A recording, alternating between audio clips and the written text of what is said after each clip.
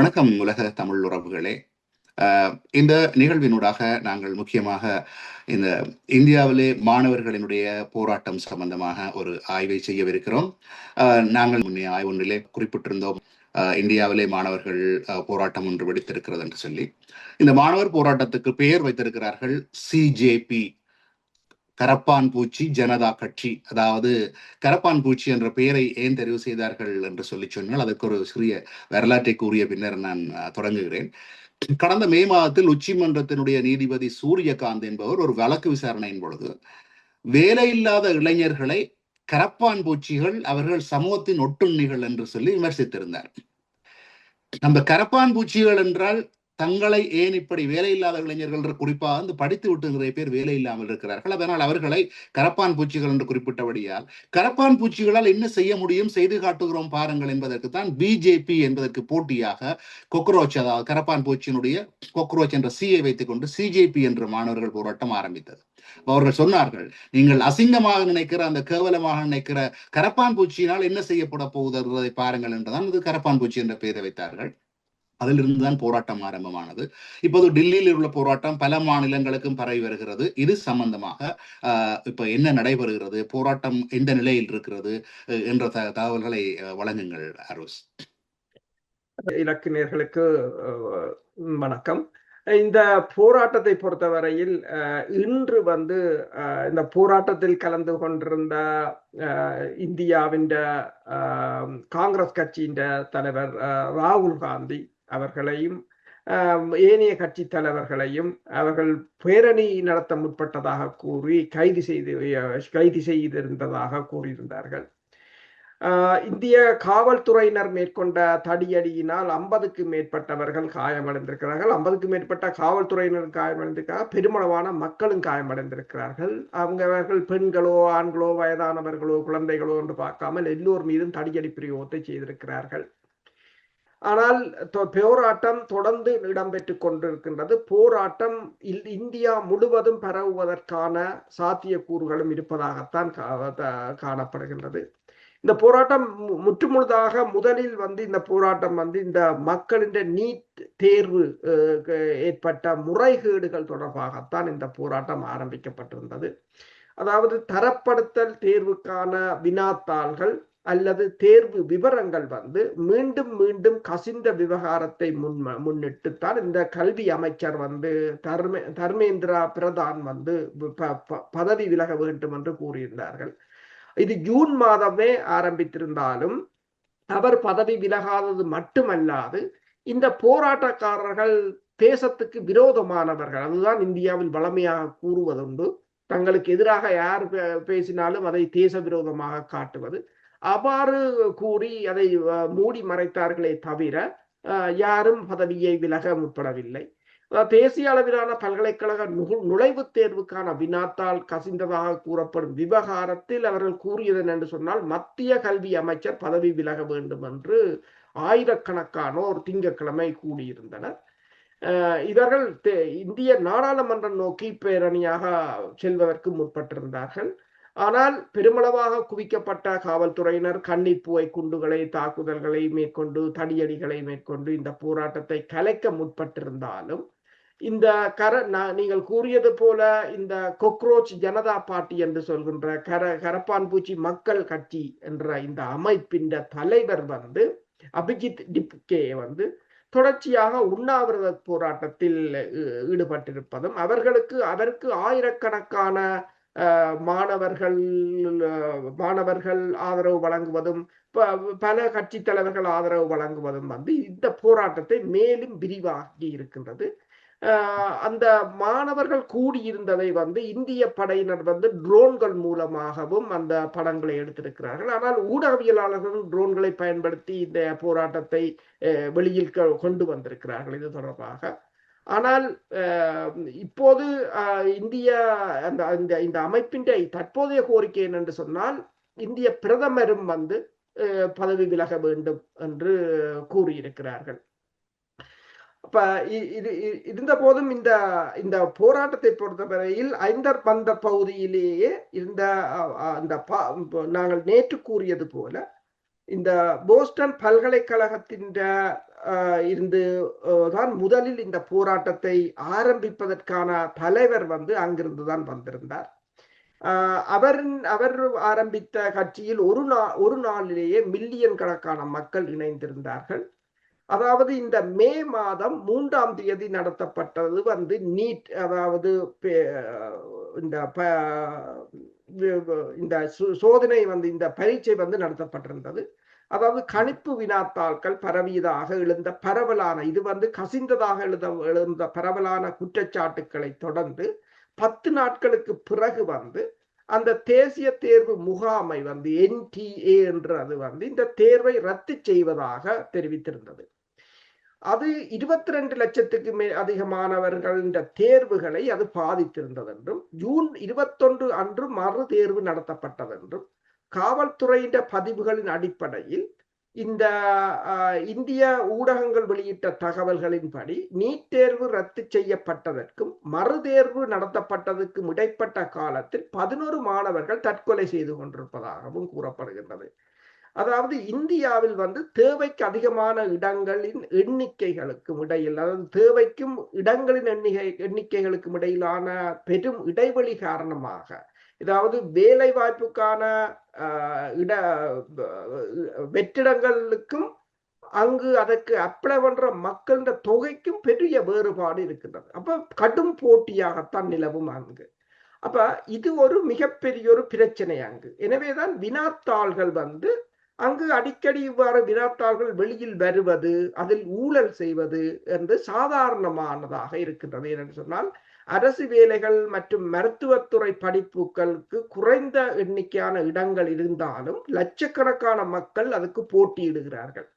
இப்ப இந்த நீட் தேர்வு புதிதாக நடத்தப்பட்ட போதிலும் இதில் வந்து இதை வந்து இந்த CJP ஆதரவாளர்கள் ஏன் நிராகரிக்கிறார்கள் என்று சொன்னால், இதை அரச தரப்பு தனக்கு சார்பானவர்கள் மற்றது அதை வைத்துக் கொண்டு பணம் சம்பாதிப்பதற்காக அதை வந்து அதற்கு கடுமையான முறைகேடுகள் இடம்பெறுவதாகத்தான் கூறியிருக்கிறது. ஆனால் இப்ப தமிழகத்தை எல்லா மாநிலங்களையும் பார்த்தால் எல்லா மாநிலங்களும் வர முதல்வர்கள் இந்த நீட்டை ரத்து செய்வோம் என்றெல்லாம் கூறுவார்கள். ஆனால் யாரும் அதை இதுவரையில் செய்யவில்லை என்பதால் இந்த அமைப்பு வந்து இது வந்து ஒரு மிகவும் சென்சிட்டிவானது. இதை அவர்கள் தங்கள் போராட்டத்துக்கு கையில் எடுத்திருக்கிறார்கள். இந்த நீட் தேர்வு சம்பந்தமாக தமிழ்நாட்டிலே பல நிகழ்வுகளை நான் பார்த்திருக்கிறேன். தமிழ்நாட்டு மாணவர்கள் நிறைய பாதிக்கப்படுவதாக பல இடங்களிலே சுட்டிக்காட்டி இருக்கின்றார்கள். பல நிகழ்வுகளிலே பல அறிவாளிகள் பேசியிருந்தார்கள். அது பலரை பாதிக்கின்ற ஒரு தேர்வு என்று சொல்லி அதிலும் ஏற்கனவே தேர்வு பாதிக்கப்படுகின்ற தேர்வு, அந்த வினாத்தாள்கள் வெளியிலே வருவது என்பது மிகவும் ஒரு மோசமான சூழ்நிலை. சரி, இப்பொழுது இந்த மாணவர்கள் போராட்டத்தை இந்த மோடி அரசு இரும்பு கரம் கொண்டுதான் ஆரம்பத்தில் அடக்க முற்பட்டிருக்கிறது. மிக மோசமாக மாணவர்கள் மீது தாக்குதல்கள் நடத்தப்பட்ட வீடியோக்களை பார்க்கிறோம். குறிப்பாக இங்கே போராடியவர்கள் யார் என்றால் எதிர்நாட்டுக்காரர்களோ தீவிரவாதிகளோ அல்ல, மாணவர்கள், இளம் சமுதாயம். அவர்கள் கேட்டு போராடினது நீதிக்காக. அந்த தாக்குதல் நடத்தினர்களை பற்றி சிலர் எழுதியிருந்தார்கள், உங்கள் பிள்ளைகளுக்காகவும் இந்த இராணுவத்தினதோ அல்லது போலீசாரினது பிள்ளைகளுக்காகவும் சேர்த்துத்தான் இந்த மாணவர்கள் போராடுகிறார்கள், ஆனால் இவர்கள் மிலேச்சத்தனமாக தாக்குகிறார்கள் என்றதை போட்டிருந்தார்கள். அதே வேளையிலே இந்த இரண்டு பக்கமாக மக்கள் கருத்துக்கள் இருக்கின்றன. ஒரு பக்கமாக இந்த மக்களின் கருத்துக்கள், இந்த மாணவர்களின் போராட்டம் நியாயமானது என்று இருக்கிறது. நான் நினைக்கிறேன் இன்னொன்று அரசாங்கம் சார்பான அல்லது இதற்கென்று உருவாக்கப்பட்ட லொபி சம்பந்தமானாக்கள், இது ஒரு பயங்கரவாதிகள், நாட்டை குழப்ப வந்தவர்கள், இவர்களை அடித்துக் கொள்ள வேண்டும், இப்படியே இல்லாமல் செய்ய வேண்டும் என்றெல்லாம் மறுபக்கமாக எழுதுகிறார்கள். சரி, இப்ப இன்னொரு முக்கிய விடயத்தை இங்கே நான் குறிப்பிட்டே ஆக வேண்டும். எதற்காக இப்ப உலகங்கள எங்கேயும் நடக்கின்ற ஜனநாயக போராட்டங்களை பார்க்கிறோம். இலங்கையிலும் கூட அறகலை என்ற ஒரு போராட்டம் நடந்தது. எங்கேயுமே இந்த பெரிய கொட்டங்கள், அதாவது தடிகள் வந்து சின்ன சாதாரண தடிகள் அல்ல. ஒரு மனிதனுக்கு அடித்தால் எலும்பு முறிந்து மண்டை உடைகிற பெரும் தடிகளாலே கொண்டு வந்து அடிப்பது. இலங்கையிலே கூட இந்த கோத்தபாய ராஜபக்ஷவை துரத்தும் அறகலைய போராட்டத்தில் கூட அவர்கள் ஒருவரையும் பாவிக்கவில்லை. தண்ணீர் பாய்ச்சினார்கள், கண்ணீர் போய் பாவித்தவர்கள், இப்படி அடிக்கவில்லை. இந்த அனுபவம் எனக்கு நான் இந்த இடத்திலே பதிவு செய்ய விரும்புகிறேன். இலங்கையிலே இந்திய அமைதிப்படை இராணுவம் இருந்த பொழுது இதையத்தான் செய்தது. நாங்கள் கூட பல தடவை இந்த பெரிய குற்றங்கள், இன்று கூட காயங்கள் நோக்கள் இருக்கின்றன. எங்களோட ஊர்ல இன்னும் வலது குறைந்த இந்த அடி வாங்கி பாதிக்கப்பட்டவர்கள் இருக்கிறார்கள். ஏதாவது ஒரு சம்பவம் நடந்தால் அந்த ஊர்ல உள்ள அவ்வளவு பேரை இளைஞர்கள், உள்ளவுக்கு ஒரு 40 வயது கொடுக்கும் இளைஞர்களை கூட்டிக் கொண்டு வந்து வைத்து அவர்களுக்கு கை நோந்து களைச்சும் வரைக்கும் அடிப்பார்கள். ரத்தம் வழிந்தால் கூட அதற்கு மருந்து போட மாட்டார்கள். அதே போல இந்த பல்கலைக்கழக நானுங்களும் நீங்களும் படித்த காலத்துல சற்று முன்னதாக நாங்கள் அப்போது பல்கலைக்கழகத்துக்கு தெரிவாகி நாங்கள் வெளியில் இருந்த காலப்பகுதியிலே பல்கலைக்கழக மாணவர்கள் ஒரு போராட்டம் நடத்தினார்கள். இந்திய ராணுவத்துக்கு எதிராக ஒரு அமைதியான ஒரு ஒரு சத்தியாகிரக போராட்டம் பல்கலைக்கழக வாசலிலே. அந்த பல்கலைக்கழக மாணவர்களின் போராட்டத்தின் மீது இந்திய ராணுவம் அமைதிப்படை துப்பாக்கி பிரயோகம் செய்து 2 பேர் வந்து 10 பேர் வரையிலே காயமடைந்திருந்தார்கள். அப்ப அமைதிக்கான போராட்டங்கள் எல்லாம் ஒரு உலகத்திலே மிகப்பெரிய ஜனநாயக நாடு இப்படித்தான் நடக்கிறதா? இது அவருடைய வளமையா? இது வந்து அங்கே அதாவது இந்த இந்தியாவினுடைய பல மாநிலங்களிலே இவ்வாறுதான் நடைபெறுகின்ற வீடியோக்களை பார்க்கிறோம். இது ஒரு பொது கலாச்சாரம். உண்மையே சட்டம் என்ன சொல்கிறது? ஒரு ராணுவத்துக்கோ போலீசாருக்கோ தாக்குகின்ற அதிகாரம் இல்லை, முடிந்தால் கண்ணீர் போய் செய்யுங்கள் என்று. என்னத்துக்கு இவ்வாறு நடக்கிறார்கள்? ஒரு மனிதர்களா அல்லது ராணுவத்துக்கு உள்ள அதிகாரம் போலீஸுக்கு உள்ள அதிகாரம் கொடுக்கப்பட்டிருக்கிறதா? இந்த மாணவர்களின் போராட்டத்துக்கு ஏன் இவ்வளவு மோசமாக தாக்க வேண்டும்? இந்த படங்களை பார்த்திருப்பீர்கள், நீங்களும் கூறுங்கள். நீங்கள் கூறுவது சரிதான். இலங்கையிலும் எங்களுக்கு இந்த இந்திய இராணுவத்துடனான அனுபவம் இருக்கின்றது. நானும் 5 நாட்கள் என்னை தடுத்து வைத்து தாக்கியிருந்தார்கள். தலைகளா கட்டி தூக்கி கூட நான் அடி வாங்கி இருக்கிறேன் இந்திய இராணுவத்திடம். அவ்வாறுதான் நடந்தது. அப்போ எனக்கு என்னை கொண்டு போய் அவர்கள் என்னையும் எனது நண்பரையும் தான் கைது செய்து கொண்டு போனார்கள். கொண்டு போய் அடிக்கும் போது எனக்கு 17 வயசு, 18 வயசு. அப்போ அவ்வாறு SLRன்றது மிகப்பெரிய ஒரு அது கனாதியான ஆயுதம். அதால் தான் தூக்கி அடித்தால் கால் முறிந்து விடும், அவ்வளவுதான். இப்ப இது உலகிலேயே ஜனநாயக நாடு என்று சொல்வது, ஆனால் மிருகத்தரமான நாடாகத்தான் அது நடந்து கொண்டிருக்கின்றது. அதை யாரும் கேட்பதில்லை என்று சொன்னால் அவர்கள் அந்த ஜனநாயக சாயத்தை பூசிக்க இருக்கிறார்கள். இப்ப நீங்கள் பார்த்தீங்கன்னு சொன்னால் இலங்கையில் நடந்த இனப்படுகொலையை கூட அவர்கள் திரும்பி பார்க்கவில்லை. ஒரு ஜனநாயக நாடு என்று சொன்னால் நீங்கள் ஏனைய நாடுகளில் நடைபெறுகின்ற இன்னல்களுக்கு குரல் கொடுக்க வேண்டும். அவ்வாறு அவர்கள் குரல் கொடுத்தது இல்லை ஒரு நாளும். இப்போது நீங்கள் காசாவில் இடம்பெற்ற சம்பவங்களுக்கு கூட இந்தியா எதுவிதத்திலும் அதற்கான வருத்தத்தை கூட தெரிவித்ததும் கிடையாது, அதற்காக குரல் கொடுத்ததும் கிடையாது. அப்ப இந்த நிலையில் அதே போலதான் உங்களுக்கு தெரியும், இந்த கோவிட் கால பகுதியில் ஒரு தந்தையையும் மகனையும் கொண்டு போய் ஒரு காவல் நிலையத்தில் வைத்து அடித்தே கொன்றார்கள். அது கடைசியாக ஐக்கிய நாடுகள் சபை வரை அந்த விவகாரம் ஒலித்திருந்தது. மிருகத்தனமாகத்தான் அவர்கள் செய்யப்படுகிறார்கள். ஆனால் அவர்களுக்கு ஒரு மறுசீரமைப்பு அல்லது மறுவாழ்வு அவர்களுக்கு வழங்கப்பட வேண்டும். என்னென்று சொன்னால் இதில் இப்ப மனித உரிமைகள் அமைப்புகள் இதுகள் இப்ப காஷ்மீரில் இடம்பெற்ற சம்பவம் தொடர்பாக இப்போது ஐக்கிய நாடுகள் சபை ஒரு அறிக்கையை விட்டிருக்கிறது. அது அங்க இடம்பெற்ற மனித உரிமை மீறல் தொடர்பாக விசாரணைகள் மேற்கொள்ளப்பட வேண்டும் என்று சொல்லி. அப்ப உங்களுக்கு இப்ப யோசிப்பார்கள், அந்த காஷ்மீர் மற்றது மணிப்பூர் பகுதிகளில் எல்லாம் இவ்வளவு அந்த மக்கள் இவ்வளவு பாதிக்கப்படுவது, டெல்லி தலைநகரத்திலேயே இவ்வளவு ஒரு மோசமான தாக்குதல் இடம்பெறுகிறது என்று சொன்னார். என்னென்னு சொன்னால் அவர்களால் நிலைமையை கட்டுப்படுத்த முடியவில்லை. அரசியல்வாதிகள் தங்களை காப்பாற்ற வேண்டும். அந்த அரசியல்வாதிகளுடனான தொடர்புகளை வைத்திருக்கின்ற காவல்துறையினர் தங்களை பாதுகாக்க வேண்டும் என்பதற்காக எல்லோரும் சட்டத்தை கையில் எடுக்கிறார்கள். அது உண்மையில் அந்த இந்தியாவில் ஒரு ரிஃபார்ம் என்று சொல்லி அதை மறுசீரமைக்க வேண்டும். அவர்கள் இந்த சட்டம் ஒழுங்கு நீதி நியாயங்கள் உண்மையில் மறுசீரமைக்கப்பட வேண்டியது ஒன்று. இப்ப பார்த்தீர்கள் சொன்னால் இந்த போராட்டமும் கூட அங்கு இடம்பெற்ற ஊழலுக்கு எதிராகத்தான் களமிறங்கி இருக்கிறார்கள். என்றால் இனி வரும் காலத்தில் இந்த ஊழல்கள், அதாவது தகுதியற்ற அரசியல்வாதிகள் வந்திருந்து மக்களை ஏமாற்றுவது, ஊழல் செய்வதெல்லாம் இனி வரும் காலத்தில் மெல்ல மெல்ல இல்லாது போறதுக்கான சந்தர்ப்பமாகத்தான் பார்க்கலாம். நாங்கள் முதல் கூறியது போல அமெரிக்காவில் இருந்துதான் வந்திருக்கின்றார். இதற்கு பின்னணியில் அமெரிக்கா இருக்கலாம். இன்றைக்கு டெல்லியில் விவசாயிகள் இந்தியாவின் விவசாயிகள் டெல்லியை நோக்கி போகிறார்கள். அடுத்த போராட்டம் என்னென்று சொன்னால் அமெரிக்காவுக்கும் இந்தியாவுக்கும் இடையிலான வரிகள், அமெரிக்காவின் வரிகளை குறைப்பதற்காக அமெரிக்க விவசாய பொருட்களை இறக்குமதி செய்ய மோடி ஒப்புக்கொண்டது. அது உள்ளூர் விவசாயிகளை கடுமையாக பாதித்தது என்று. அப்ப அமெரிக்கா ஏதோ ஒரு வகையில் இந்த இந்தியா மீதான அழுத்தத்தை அதிகரித்து கொண்டு வருகின்றது. அதே நேரம் இந்தியாவுக்குள் ஏதோ ஒரு வகையில் கலவரத்தை உண்டு பண்ணவும் முற்படுகின்றது. ஏனென்று சொன்னால் அண்மையில் கூட அமெரிக்காவின் துணை வெளிவிவகார அமைச்சர் ஒரு கருத்தை கூறியிருந்தார். சீனாவில் விட்ட பிழையை நாங்கள் இந்தியாவில் விடப்போவதில்லை. சீனாவை நாங்கள் உலக வர்த்தக நிறுவனத்தில் சேர்த்தோம், வர்த்தகத்துக்கான பாதையை திறந்து விட்டோம், அவர்களிட சந்தை வாய்ப்பை ஏற்படுத்தினோம், எங்கள் தொழிற்சாலைகளை கொண்டு போய் சீனாவில் போட்டோம். ஆனால் இப்போது அவர்கள் எங்களை மிஞ்சி விட்டார்கள். அடுத்தது எங்களுக்கு சவால் விடுகிறார்கள். அப்ப இவ்வாறான ஒரு நிலையை இந்தியாவுக்கு நாங்கள் விடப் போவதில்லை என்று தெளிவாகவே அவர்கள் கூறியிருந்தார்கள். இந்த நிலையில்தான் இது இந்தியா இந்தியா இவ்வளவு மோசமாக இந்தியா இதனை கையாள்வதற்குரிய காரணம் என்னென்று சொன்னால், இதை இதை முளையிலேயே அடக்கிவிட வேண்டும் என்பதில் மும்மரமாக நிற்கிறார்கள். ஆனால் இது எவ்வளவு தூரத்துக்கு இவர்களால் முடியும் என்பதுதான் ஒரு சிக்கல். என்று சொன்னால் இளைய தலைமுறையினர் மற்றது இப்போது இலகுவாக அவர்கள் இந்த இணையதள வழியாக வாட்ஸ்அப்போ வைபரோ இது டெலிகிராம் சேனல்களோ இதற்குடால் தகவல்கள் பரவி இலகுவாக அவர்கள் கூட்டங்களை சேர்க்க முடியும்.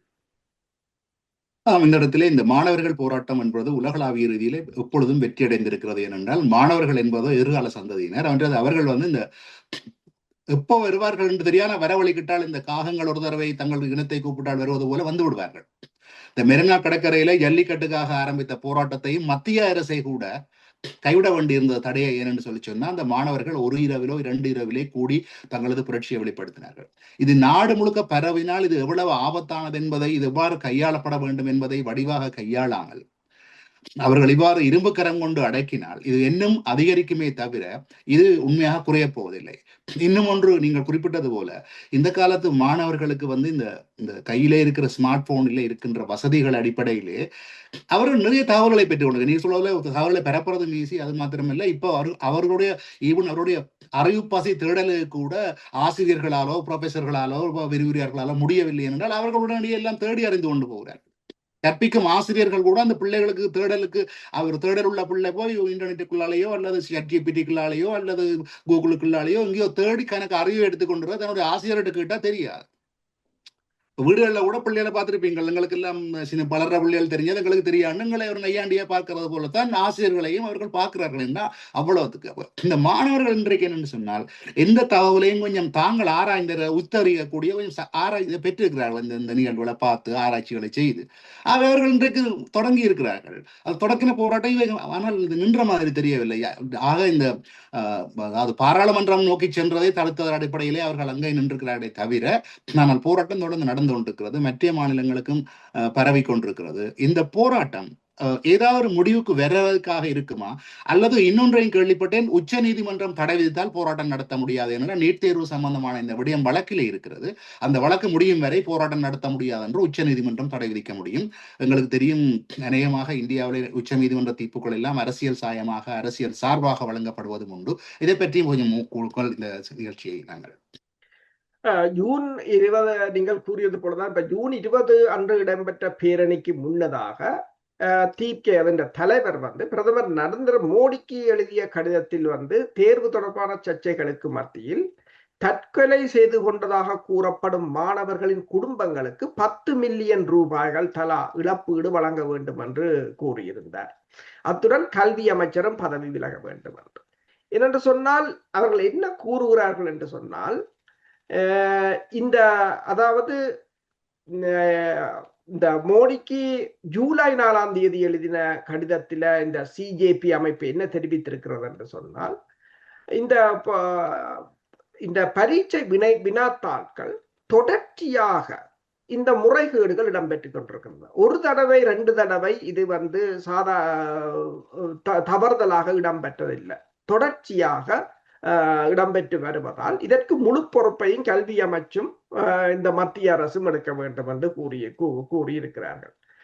இப்ப நீங்கள் சொன்னது போல இப்ப இதற்கு அவர்கள் தங்களுக்கு தேவையான உச்ச நீதிமன்றங்களையோ சட்டங்களையோ பயன்படுத்த முடியும். ஆனால் எந்த உச்ச நீதிமன்றமும் இந்த மக்கள் போராட்டத்துக்கு முன்னால் நின்று பிடிக்க முடியாது. உண்மையில் அரசே நின்று பிடிக்க முடியாது என்று சொன்னால் மக்கள் போராட்டத்துக்கு முன்னால் நின்று பிடிக்க முடியாது. இப்ப அவர்கள் என்ன கூறுகிறார்னா, கோடிக்கணக்கான இந்திய இளைஞர்களின் நம்பிக்கையையும் எதிர்காலத்தையும் சிதைத்ததுதான் இந்த வினாத்தாள்களின் கசிவுகள் என்று அவர்கள் கூறியிருக்கிறார்கள். அது மட்டுமல்லாது இது இந்தியா முழுவதும் இதற்கான போராட்டங்கள் தொடரும் என்றும் கூறியிருக்கிறார்கள். அதாவது 11ஆக இருந்த ஜூன் 20ஆம் தேதி 11ஆக இருந்த தற்கொலை இப்போது 29ஆக உயர்ந்திருப்பதாகவும் கூறியிருக்கிறார்கள். இந்த கொலைகள், இந்த தற்கொலைகளுக்கான நீதி கிடைக்காமல் தாங்கள் ஓயப்போவதில்லை என்று கூறியிருக்கிறார். தொடர்ச்சியான மரணங்கள், இந்திய அரசு செய்கின்ற தொடர்ச்சியான வன்முறைகள், தடியடிகள் எல்லாம் எதிர்வினையாகத்தான் வந்து சேரும். அங்கு பார்த்தீர்கள் என்று சொன்னால் இப்ப 2014ஆம் ஆண்டிலிருந்து மோடி தான் இருக்கின்றார் பிரதமராக. இப்ப ஒரே கூட்டம் தான் அந்த ஆட்சியிலும் இருக்கிறார்கள். அது மட்டுமல்லாது ஆட்சியில் இருப்பவர்களில் பெருமளவானவர்கள் ஊழல்வாதிகள், அதாவது தகுதியற்றவர்கள் என்று சொல்லி பெருமளவான குற்றச்சாட்டுக்கள் இருக்கின்றன.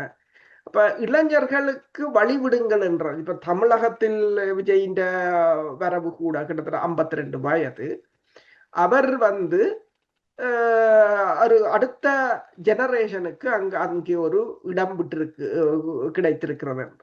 ஆனால் இப்போ மோடி என்ன கூறுகிறார் என்று சொன்னால், ராகுல் காந்தியை, அவருக்கு 56 வயது நினைக்கிறேன், என்றுதான் யோசிக்கிறேன், 56 வயதை கூறுகிறார். 56 வயதில் இருப்பவர்கள் இளைஞர்கள் என்று கூறுகிறார்கள் என்று இன்று நாடாளுமன்றத்தில் நேற்று நரேந்திர மோடி அவர்கள் கேலியாக பேசியதாக ஊடகங்கள் வெளியிட்டிருக்கின்றன.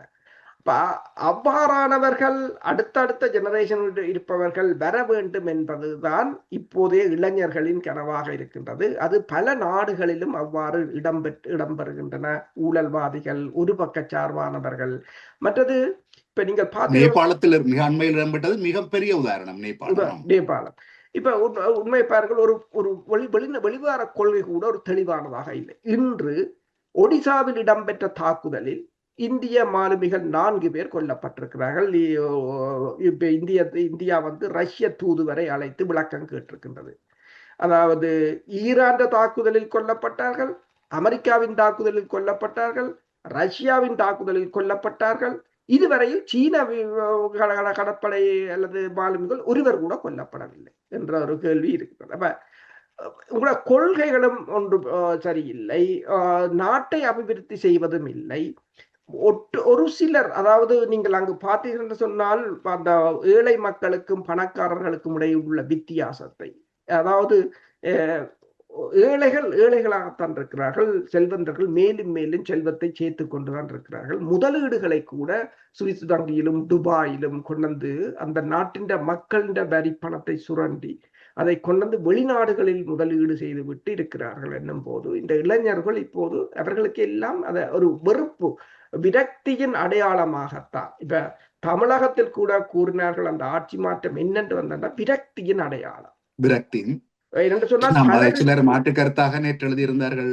அதாவது கொமெண்ட் பகுதியிலே திரைக்கவர்ச்சியினூடாக வந்தவர் அவர், அதனூடாக வந்தார். ஆனால் திரைக்கவர்ச்சியை தாண்டி நீண்ட காலம் மாறி மாறி 2 கட்சிகள் ஆட்சி செய்த ஒரு வெறுப்புணர்வும் இருந்தது என்பதை மறக்க முடியாது தானே.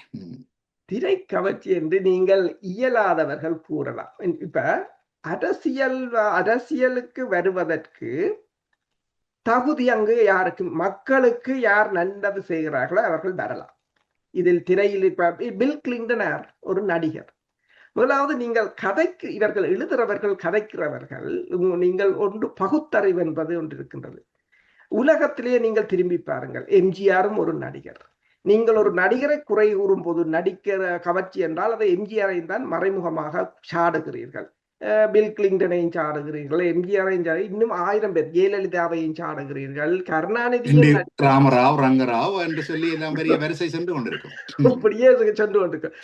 கருணாநிதி, ஸ்டாலின், உதயநிதி எல்லோரும் தான். சீமானும் தான் நடிகரும், அவரும் ஒரு இயக்குனரும் தான் அவர். அடுத்ததாக வந்தால் அவருக்கு என்ன தகுதி இருக்கிறார், அவரால் இயலாது, அவரால் ஆட்சி செய்ய முடியாது. அப்படி என்று சொன்னால் நீங்கள் இதுவரை காலமும் ஸ்டாலினின் ஆட்சியை ஏற்றுக்கொண்டவர்கள் என்றுதான் உங்கள் கருத்து. இப்ப இவரால் முடியாதென்றால் அவர் நன்றாக ஆட்சி செய்திருக்கிறார் தான் அதன் அர்த்தம். ஆனால் இது ஒரு சிலரின் கருத்து. ஆனால் ஒட்டுமொத்த மக்களின் கருத்து என்னென்று சொன்னால், என்று அவர்கள் தான் வாக்களித்தவர்கள். ஏன் நான் ஒட்டுமொத்த மக்களின் கருத்துன்னு சொல்ல, சிலருக்கு வந்து இங்க முதலும் கூறினார்கள், நீங்கள் ஒட்டுமொத்த மக்களின் கருத்துன்னு சொல்ல முடியாது, 35% தான் எடுத்திருக்கிறார்கள். ஆனால் இந்திய வரலாற்றில் நரேந்திர மோடியாக இருக்கலாம், மம்தாவாக இருக்கலாம், ஆர் தெலுங்குல இருக்கிற சந்திரபாபு நாயுடுவாக இருக்கலாம், எம்ஜிஆர், எல்லோரும் 10 கூட்டணி 15 கூட்டணி வச்சுத்தான் எடுத்தார்கள். ஒரே கட்சியாக நின்று 35% எடுத்தது வரலாற்றிலே இல்லை. இதுதான் முதலாவது தடவை ஒரு கட்சியாக வந்து முதலாவது 2 வருஷத்துல அதுவும் ஒரு தனி கட்சி. அப்ப அது உலக இந்தியாண்ட சாதனை. அதை நேரம் இனி முறியடிக்கவும் முடியாது, அது ஒன்று தெரியும். நான் இப்பொழுது இன்னொரு கேள்வியை இந்த இடத்துல கேட்டு விட்டு செல்கிறேன். என்னன்னு சொன்னா, நீங்கள் முதல் குறிப்பிட்டதுக்கு தான் இது கேட்கிறேன். இந்த இப்பொழுது உள்ள மோடி அரசாங்கத்திலே உள்ள அதாவது ஆட்சியில் உள்ளவர்கள் தொடர்ந்து இருக்கிறார்கள் ஊழல்வாதிகள். அதை அண்மையில் நடந்த ஒரு சிறிய உதாரணம் ஒன்று, பாட புத்தகத்திலே குறிப்பிடப்பட்டிருந்த விடயம் ஒன்று, பல வழக்குகள் தேங்கலாக கிடக்கின்றன, காரணம் நீதிபதிகள் இல்லாமை என்ற ஒரு இதை பாட புத்தகத்திலே சேர்த்திருந்தார்கள். அதற்கு உடனடியாக உச்ச நீதிமன்றம் தானாக முன்வந்து விளக்கம் கேட்டிருந்தது. அதுக்கு அவர்கள் யாருமே கல்வி அமைச்சரோ யாரும் செல்லவில்லை. அதை உசாசீனப்படுத்தினார்கள் உச்ச நீதிமன்றத்தை. உடனடியாக உச்ச நீதிமன்றம் மிக கடுமையான நடவடிக்கை எடுக்க போறோம், நீதிமன்றத்தை என்ன நினைத்துக் கொண்டிருக்கிறீர்கள் என்று சொல்லி அடுத்த கட்ட நடவடிக்கை எடுத்த பொழுதுதான் உடனடியாக இறங்கி வந்து நாங்கள் நீதிமன்றத்துக்கு வருகிறோம், பாடப்புத்தகத்தை வெளியிட மாட்டோம் என்று சொல்லி இறங்கியுள்ளார். ஒரு நீதிமன்றத்தையே மதிக்காத அரசாக இருக்கிறது என்றால் மக்களை மதிப்பார்களா? மக்களின் போராட்டத்தை மதிப்பார்களா? அதுக்காகத்தான் நான் கூறினேன். தொடர்ந்து கூறுங்கள். உண்மைதான்.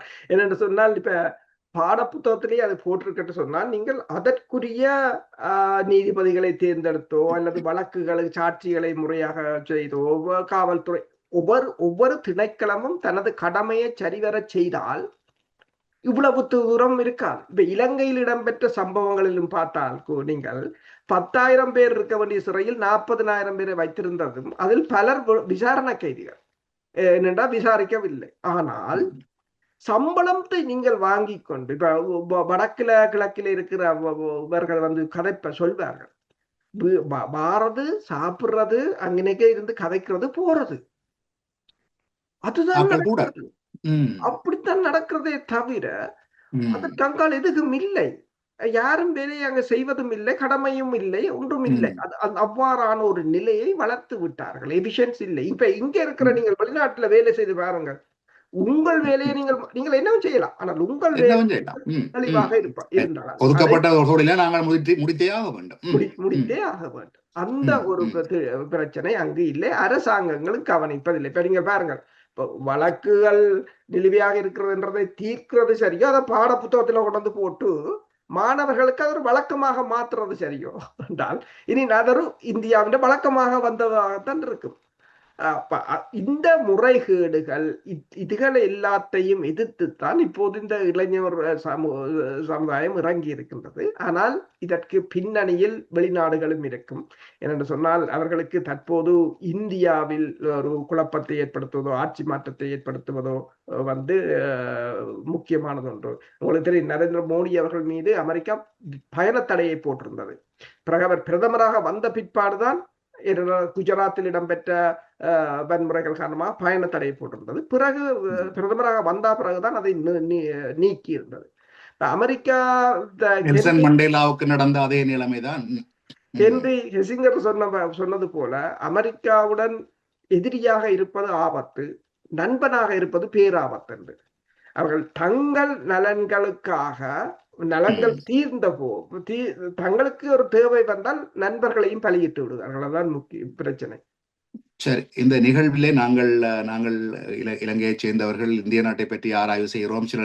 சில வேளைகளில் யார் நினைக்கலாம் நாங்கள் எங்கள் நாட்டை புண்படுத்துகிறீர்கள் அல்லது தரக்குறைவாக பேசுகிறீர்கள் என்பதல்ல. நாங்கள் நடுநிலையாக இருந்து கொண்டு பார்க்கின்ற சில தகவல்களை எடுத்து கூற விரும்பினோம். அதே வேளையிலே நாங்கள் இருவரும் கூட இதே நாட்டு இராணுவத்தினால் பாதிக்கப்பட்டு தாக்கப்பட்டிருக்கிறோம் என்ற தகவலையும் ஒரு வெளியிலே கொண்டு வருவதற்கான சந்தர்ப்பமாகவும் இதனை பயன்படுத்தி கொண்டோம். இத்துடன் இந்த நிகழ்வை நாங்கள் நிறைவு செய்து கொள்ளுகின்றோம். இந்த நிகழ்வு யாரையும் புண்படுத்துவதற்காகவோ அல்லது யார் மீதும் குற்றம் சாட்டுவதற்காகவோ அல்ல. ஒரு பொதுப்படியாக ஒரு உணர்வு ரீதியாக நாங்கள் இதனை செய்ய வேண்டும் என்பதற்காக செய்யப்பட்ட நிகழ்வு. மீண்டும் ஒரு நிகழ்வில் உங்கள் அனைவரையும் சந்திக்கும் வரை உங்களிடமிருந்து விடைபெறுகின்றோம். நன்றி, வணக்கம்.